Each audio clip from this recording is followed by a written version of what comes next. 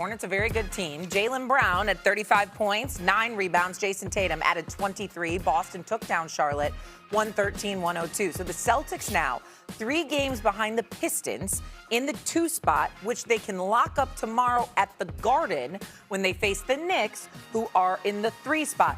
Boston has won 7 out of their last 8 games, and now the question is there a gap between the Boston Celtics and everyone else in the East? That includes the Pistons. Brian Windhorst is with us now. Wendy, what do you think? Good morning, gentlemen. By the way, Dog, I went to the Angels game on Sunday, and I'm here to tell you that Mike Trout got slammed in the hand by a pitch. We were worried about that. And I thought it broke his hand, so I understand why Soler is not happy about the ball coming inside like that. Just want to say that. Excellent job. Excellent. How the hell wait a minute. How the hell does Wendy have time to go to a baseball game? That's really the news right there. How the hell that happened? Dog, Cal Raleigh, they were playing the Mariners. Cal Raleigh off to a rough start, Dog. Look at him. He's showing off now. Listen, he's going to get the 1 home run. Yeah. Boy, oh, boy, what a job, Mr. Windhorst, who I love, by the way. You always knock him. He's a great guy, Windhorst. Wendy, he's lying on national television. Wendy knows better than that. But go ahead. Lying to the American public. I went to the Laker game last night. Not as competitive, but that's a different story for later on. Yes, Shay, there is a gap between the Celtics and the rest of the East. Absolutely. This was the big fear look, it was Stephen A's big fear. He's out here trying to talk Jason Tatum out of playing again a couple of months ago because he knows if Tatum comes back, they're in trouble. Not only that, Tatum came back. This was so thought out. Obviously, they had to make sure that the leg was okay. But this was so thought out. He came back at a point in the season where he was going to have time to ramp up. When you come back from an injury like this, I don't care who you are. I don't care how miraculous it is or whatever, or what age you are, or who performed the surgery. It doesn't matter. You're going to be a little rusty, and he was a little rusty.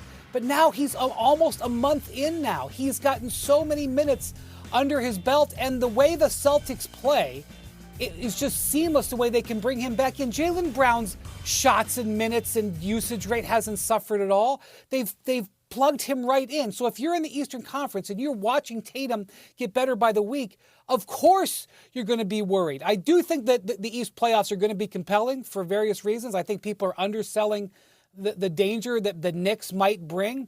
But there's no way you can't watch the way Boston's looked progressively each week that Tatum's come back and not say that they're the favorite for sure. Favorite, maybe. If I had to pick one of the 4, Cleveland, Knicks, Celtics, and Detroit, I would take the Celtics. I don't know if the gap is as large as Brian might think. Listen, the Knicks could beat them. They beat them last year, and they had them beat before Tatum got hurt. They were going to win that. They were up 2-1, about to go 3-1 up, so keep that in mind. Detroit does have home court. We know Stevie loves Detroit. He'll talk about them in a second. I'm not saying that I would, if I had my life on the line, I would take the Celtics out of the East. I definitely would do so because they got the 2 best players. So I would do it. But if you're going to also tell me the Knicks are going to be a pain in the neck in that series, okay? The Knicks are a weird team. They're up and down. Towns sometimes good, sometimes not. I understand we know the Knicks issues, but they're going to be a pain in the neck. They are going to give the Celtics all they can handle. They'll probably be a 7-game series, and the Knicks could win a 7th game in Boston. They're going to have to because of the home court. So though I agree with Brian for the most part, I would put him a little ahead. Brian's got him too far ahead. I wouldn't go that far. I agree with Brian. Because of the way Jason Tatum is looking. And as an aside, I'm very upset with Jason Tatum. As great of a player as he is, he's an even better person. Love him. Love everything about him. A superstar in this league that is just one of the classiest people that you'll ever meet. He's been on this show. What I'm mad at him about is that he didn't listen to me, Shaq.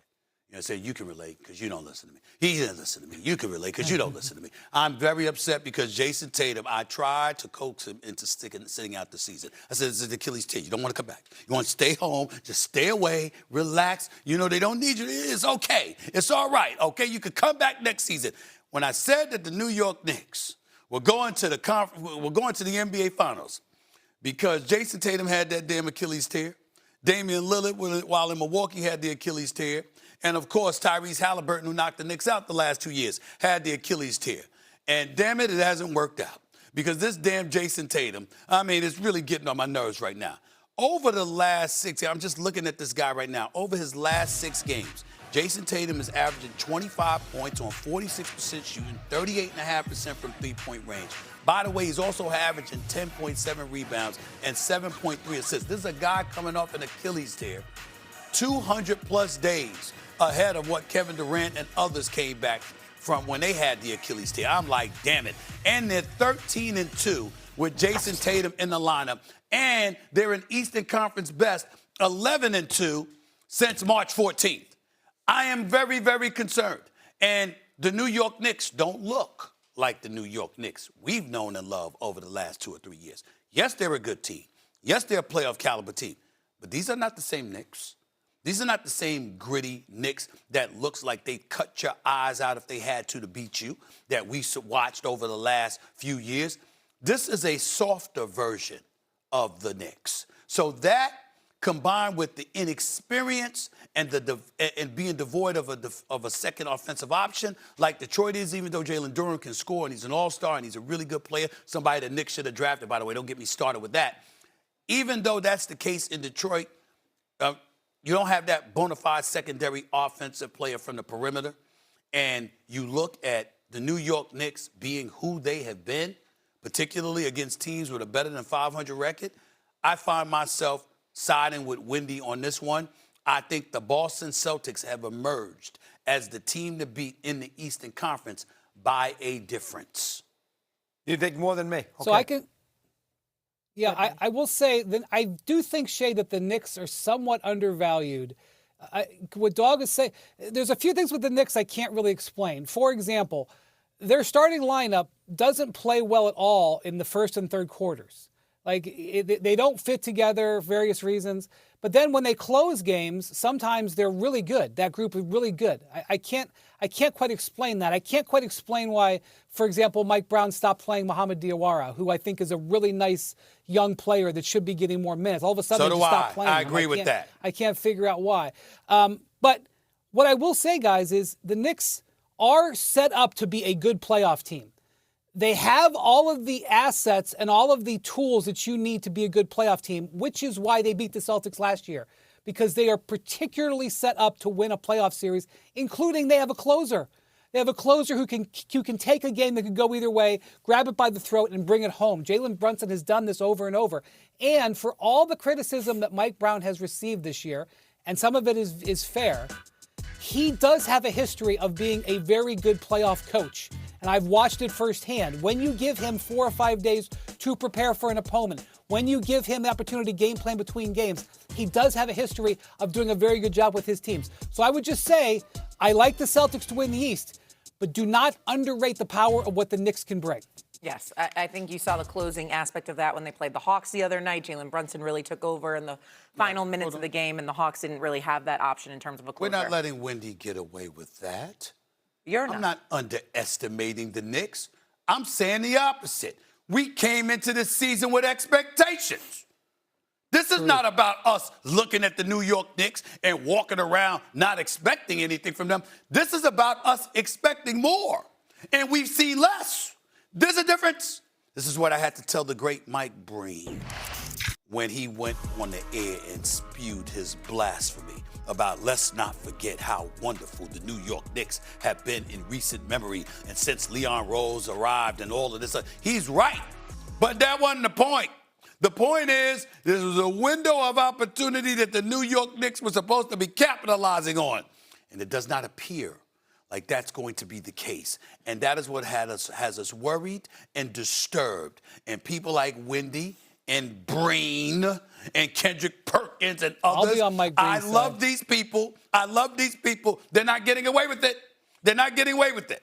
You understand? And I'm going to be mentioning Mike Breen a lot over the next few months. Damn it, because I love him. And I am very upset. I advise you to stay away from Mike Breen. That's my advice. That's my guy. Listen, we love Mike Breen, the Hall of Famer. You know, of course we love, we revere Mike Breen.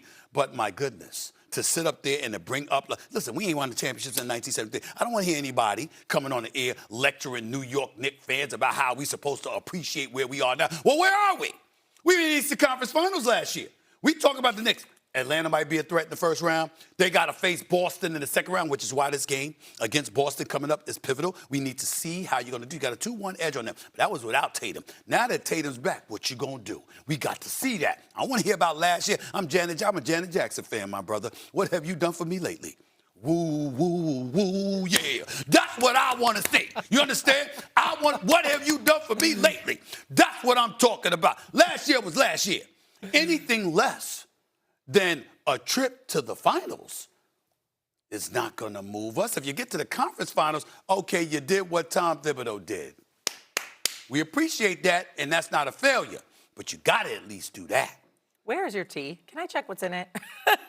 What is he's dancing? What's up with him today? There's something in there. That's why he got into the Broadcasting Cable Hall of Fame. That, I think, might be it. Congratulations, by the way. Yeah, I hate to say it. Wow. Congratulations. Yeah, that's true. All right. Very nice. Let's go to the Warriors. I didn't expect that from you. I didn't expect that. Let's go to the Warriors here. They snapped a 4-game losing streak. They beat the Kings, who are just skidding at 21-59. But the real